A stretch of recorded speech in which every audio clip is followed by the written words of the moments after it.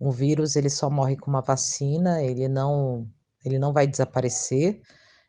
Eu sinto isso num clima geral entre várias pessoas, e muitas vezes as pessoas acham que, não estar contaminado significa poder estar circulando e retomar as atividades, o que isso é muito sério, né, porque ela esquece que outras pessoas nem todas as pessoas estão se testando e que ele pode ser contaminado a qualquer momento. É assim que a líder comunitária e socióloga Anabela Gonçalves vê a flexibilização do isolamento social em São Paulo. Moradora do Jardim São Luís, na Zona Sul, ela não vê com bons olhos a autorização de reabertura de comércios, como bares e restaurantes.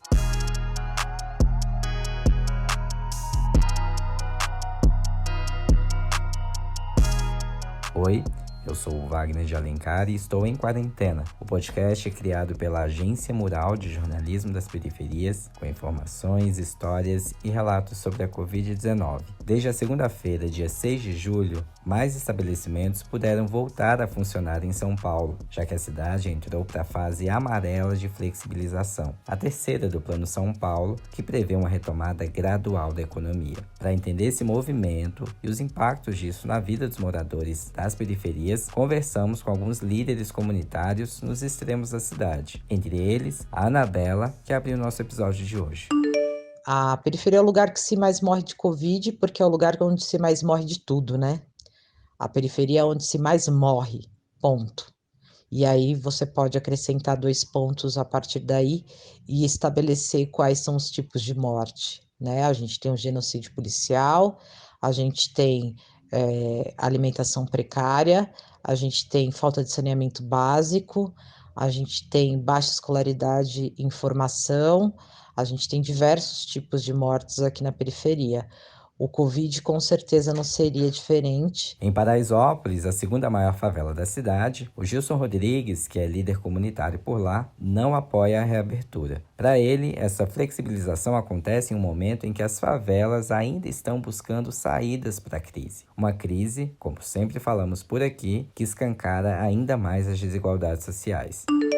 Então, o que nós temos visto são dois Brasis, um Brasil do home office, da quarentena, do álcool gel e da máscara, e um Brasil das pessoas que a fome já está chegando, de que moram em cima dos córregos, que está sendo demitido, e que muitos que não foram demitidos continuam lotando os ônibus, porque falam que o vírus não tem que circular, mas se você olhar ainda hoje dentro dos ônibus, os ônibus estão lotados, cheios de trabalhadores que ainda não podem, né, que não podem fazer a sua quarentena, o seu home office, tendo que trabalhar e circular o vírus. Os líderes comunitários dizem que o isolamento nos bairros mais pobres nunca rolou de modo efetivo na real, o que fez com que muitos moradores seguissem a rotina normalmente, mesmo nas semanas mais complicadas da pandemia. Ao longo dos episódios aqui do Em Quarentena, a gente mostrou que até mesmo os itens mais básicos de proteção, como o uso do álcool em gel e de máscaras, ainda são inacessíveis para os mais pobres. Em muitos lugares, nem o direito à água é assegurado. Na Zona Oeste de São Paulo, a Viviane Lima, que é presidente da Associação de Moradores da Ocupação Pelourinho, comenta que muita gente nem acreditava na pandemia.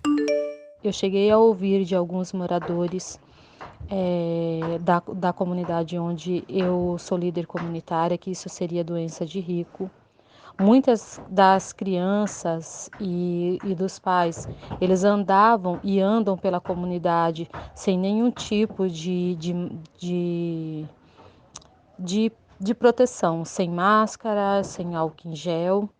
Então, eles estavam bem despreparados para isso. Para Viviane, a reabertura dos shoppings, por exemplo, mostrou o despreparo do poder público para lidar com a Covid-19.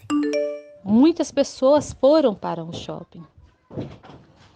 Não parou de morrer pessoas.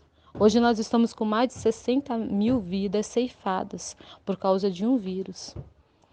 E nós não estamos aprendendo com o erro de outros países que fizeram e agiram da mesma forma e que hoje também estão passando por uma segunda infestação, né, desse vírus. A Zona Leste é uma das áreas mais afetadas pelo coronavírus. O distrito de Sapopemba, por exemplo, lidera o número de mortes confirmadas e suspeitas, com mais de 300 óbitos. A Débora Dias, que é moradora e voluntária na UNEAFRO por lá, se uniu a outros agentes do bairro para criar o projeto Agentes Populares de Saúde, que reúne infectologistas, terapeutas e psicólogos para monitorar e apoiar pessoas do grupo de risco.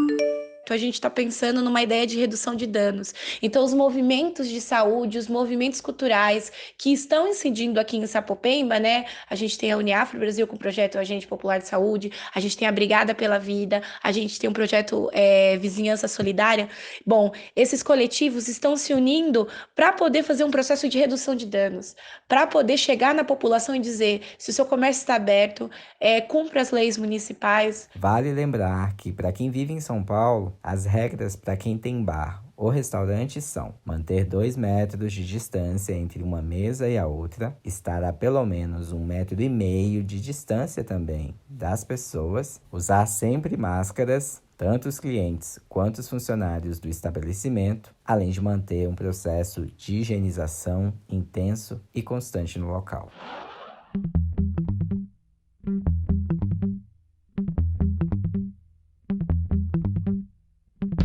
Por aqui a gente segue em quarentena, desejando que tudo isso passe logo. Este podcast contou com a produção de Lucas Veloso e edição de áudio de Juliana Santana. E o apoio é do Instituto Unibanco. Acesse outros conteúdos sobre a Covid-19 no site da Agência Mural, agenciamural.org.br, e também no Instagram, no Twitter e no Facebook. Participe enviando seu áudio para o nosso WhatsApp. Anota aí o número: DDD 11 97591 5260. Por fim, se for realmente necessário sair de casa, use sempre a sua máscara e evite colocar as mãos na boca e no nariz. Até mais!